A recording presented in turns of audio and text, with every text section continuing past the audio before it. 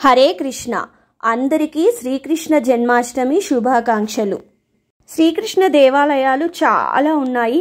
అందులో కొన్ని చాలా ప్రత్యేకంగా ఉన్నాయి. వాటి గురించి నేను చెప్తాను ఇప్పుడు. శ్రీకృష్ణుడు రాధా మాధవుడిలానో గోవుల కాపరిగానో దర్శనమివ్వడం సాధారణం. కానీ గోవాలోని మార్సెల్లో ఉన్న దేవకీ కృష్ణ సంస్థానంలో మాత్రం తన మాతృమూర్తి దేవకితో కలిసి పూజలు అందుకుంటాడు. 400 ఏళ్ల చరిత్ర కలిగిన ఈ టెంపుల్లో కన్నయ్య అమ్మచాటు బిడ్డగా దర్శనమివ్వడం ప్రత్యేకం. దాని వెనుక ఉన్న కథ ఏంటి అంటే, కంసుడి చెరసాలలో జన్మించిన కృష్ణ పరమాత్ముడు వెంటనే యశోద దగ్గరికి వెళ్ళిపోతాడు. అసుర సంహారం అనంతరం తొలిసారిగా కన్నతల్లి దేవకి చెంతకు చేరినప్పుడు ఆ తల్లి తన బిడ్డను పోల్చుకోలేకపోతుంది. అప్పుడు కృష్ణుడు పసిపిల్లాడిలా మారిపోయి గోకులంలో తన బాల్యాన్ని కళ్ళకు కట్టినట్లు తన కన్నతల్లి దేవకికి చూపించాడంట. ఆ జరాసంధుడి ఆకృత్యాన్ని తాళలేక బలరామకృష్ణులు ఈ ప్రదేశంలోనే కొంతకాలం ఉన్నారని కూడా కథ ప్రచారంలో ఉంది.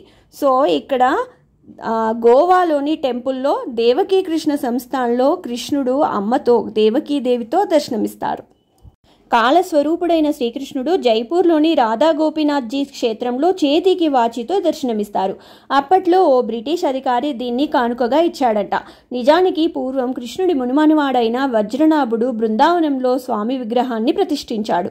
తురుష్కుల దాడుల నుంచి తప్పించటానికి మూలమూర్తితో పాటు జాహ్నవీదేవి, రాధారాణి విగ్రహాలను సురక్షితంగా బృందావనం నుంచి ఇక్కడికి తీసుకొచ్చి ప్రతిష్ఠించారు. గోపీనాథుడి విగ్రహానికి ప్రాణశక్తి ఉందని భక్తుల విశ్వాసం. అదే విషయాన్ని ఈ ఆలయానికి వచ్చిన బ్రిటిష్ అధికారికి చెప్పారంట అర్చకులు. అది అబద్ధమని నిరూపించాలనుకున్న ఆ తెల్లదొర బ్యాటరీతో కాకుండా నాడీ స్పందనతో పనిచేసే వాచీని తెచ్చి స్వామి చేతికి పెట్టాడంట.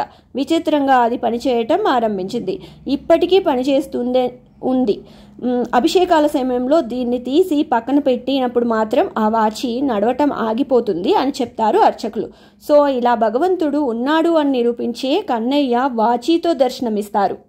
కర్ణాటకలోని బండిపూర్ నేషనల్ పార్క్ దగ్గర హిమవత్ గోపాలస్వామి బెట్ట చాలా అద్భుతమైన టెంపుల్. చోళరాజులు నిర్మించిన ఈ ఆలయాన్ని మైసూర్ వడయార్లు అభివృద్ధి చేశారు. దీంట్లో విగ్రహాన్ని అగస్త్యుడు ప్రతిష్ఠించారని చెప్తారు. ఇక్కడ స్వామి 6 అడుగుల ఎత్తుతో చాలా పెద్దగా ఉంటారు. గర్భగృహం తలుపు మీదుగా సన్నని నీటి దార నిత్యం ప్రవహిస్తూ ఉంటుంది.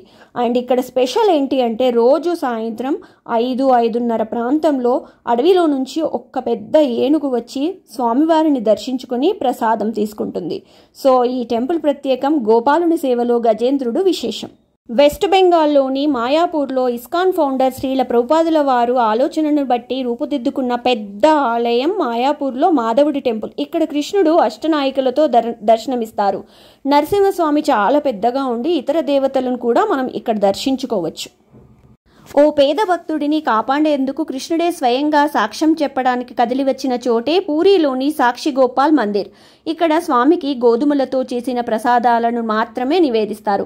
100 సంవత్సరాల క్రితం ఈ ఆలయానికి దగ్గరలోని ఒక ఊళ్ళో ఒక పేద కుర్రాడు ఉండేవాడు. అతడు ఊరి పెద్ద కూతుర్ని ప్రేమించాడు. ఆ సంపన్నుడు పెళ్లికి ఒప్పుకోలేదు. కొన్నాళ్లకు ఊరి వాళ్లంతా కలిసి బృందావనం వెళ్లారంట. అక్కడ ఊరి పెద్ద అనారోగ్యం బారిన పడటంతో ఈ కుర్రాడే సపర్యలు చేశాడంట. దానికి మెచ్చిన పెద్ద తన కూతుర్నిచ్చి పెళ్లి చేస్తానని చెప్పినా ఊరికి తిరిగి వచ్చాక మాట తప్పి తాను వాగ్దానం చేసినట్టు రుజువు చూపించమన్నాడంట. అప్పుడు కుర్రాడు బృందావనానికి వెళ్లి కృష్ణుడిని ప్రార్థించాడంట. ఆ భక్తికి మెచ్చి కృష్ణుడు ప్రత్యక్షమే తాను సాక్ష్యం చెప్పేందుకు వస్తానని, అయితే ప్రయాణ మార్గంలో వెనక్కి తిరిగి చూడకూడదని షరతు పెట్టి మరీ పయనమయ్యాడంట. ఈ ప్రాంతానికి వచ్చేసరికి ఆ భక్తుడు సందేహం వచ్చి స్వామి కోసం వెనక్కి తిరిగి చూడటంతో కృష్ణుడు ఇక్కడే శిలగా మారిపోయాడు. ఆ పేదవాడు అందరినీ తీసుకొచ్చి స్వామి విగ్రహాన్ని చూపించి జరిగిన విషయాన్ని వివరించాడు. దీంతో అంతా కలిసి అతనికి ఊరి పెద్ద కూతురితో పెళ్లి చేశారు. స్వామికి ఆలయాన్ని నిర్మించారు. అప్పటి నుంచి శ్రీకృష్ణుడు ఇక్కడ సాక్షి గోపాలుడిగా పూజలు అందుకుంటున్నారు. ఒక చేతిలో వెన్నముద్ద పట్టుకొని మరో చేతిని నేలకు ఆనించి దోగాడుతూ దర్శనమిచ్చే కన్నయ్యను చూడాలనుకుంటే అప్రమేయ స్వామి ఆలయానికి వెళ్ళాలి. అంబేగాలు నవనీత కృష్ణ సన్నిధిగాను పిలిచే ఈ గుడిలో విష్ణుమూర్తి అప్రమేయుడిగా పూజలు అందుకుంటున్నారు.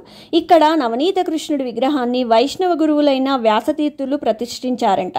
శ్రీరాముడు ఈ ఆలయంలోని విష్ణుమూర్తిని పూజించాడని, కొంతకాలం ఇక్కడే విశ్రాంతి తీసుకున్నాడని చెప్తారు. అంబేగాలు నవనీత కృష్ణుడిని పూజిస్తే సంతానం కలుగుతుందని నమ్మకం. ఆ కోరిక తీరాక వెండి ఉయ్యాలని మొక్కుగా చెల్లించి శక్తి కొద్ది వెన్నను సమర్పిస్తారు. చిన్ని కృష్ణుడి అరుదైన ఆలయాల్లో ఒకటైన ఈ క్షేత్రం కర్ణాటక దొడ్డ మల్లూరులోని చెన్నపట్నంలో ఉంది. సో ఇక్కడ స్పెషల్ ఏంటి అంటే సంతాన ప్రదాత నవనీత కృష్ణుడు. ఆలయాలకి రోజు ఎంతో మంది వెళ్తుంటారు. అందులో నిజమైన భక్తుల్ని చూడగానే భగవంతుడు ఎంతో ఆనందిస్తాడంట ఈ టెంపుల్లో. అలాంటి తన్మయ స్వరూపం బృందావనంలోని రాధారమణ మందిర్లో కనిపిస్తుంది. అవును, తన పరమ భక్తుడు దర్శనానికి వచ్చినప్పుడు రాధారమణుడు ప్రేమగా చిరునవ్వులు చిందిస్తాడంట. అప్పుడు స్వామి అదరాలు విచ్చుకొని దంతాలు అంటే స్పష్టంగా కనిపిస్తాయంట. అంటే లిప్స్ అన్ని ఓపెన్ అయ్యి, మౌత్ ఓపెన్ అయ్యి, టీత్ కనిపిస్తాయంట.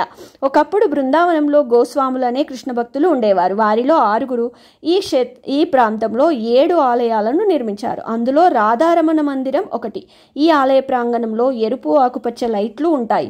ఎరుపు రంగు లైట్ వెలిగితే ఇక స్వామి దర్శనం లేదని అర్థం. పచ్చ రంగు గ్రీన్ లైట్ వెలిగితే స్వామి ఆనందంగా ఉన్నాడని, దర్శించుకోవచ్చని అర్థం. కొన్నిసార్లు 2 వెలుగుతాయి, అప్పుడు కూడా దర్శనానికి అనుమతిస్తారు. సో ఇలా స్వామిని మనం నవ్వుతూ చూడాలంటే భక్తితో ఆరాధించాలి. సో ఇవండి శ్రీకృష్ణుడి గురించి ఉన్న కొన్ని స్పెషల్ టెంపుల్స్. ఇలా చాలా టెంపుల్స్లో శ్రీకృష్ణుడు డిఫరెంట్గా చాలా స్పెషల్ స్టోరీస్తో స్పెషల్గా మనకి దర్శనమిస్తారు, మనల్ని ఆశీర్వదిస్తారు. అందరికీ మరొకసారి శ్రీకృష్ణాష్టమి శుభాకాంక్షలు. కృష్ణం వందే జగద్గురు.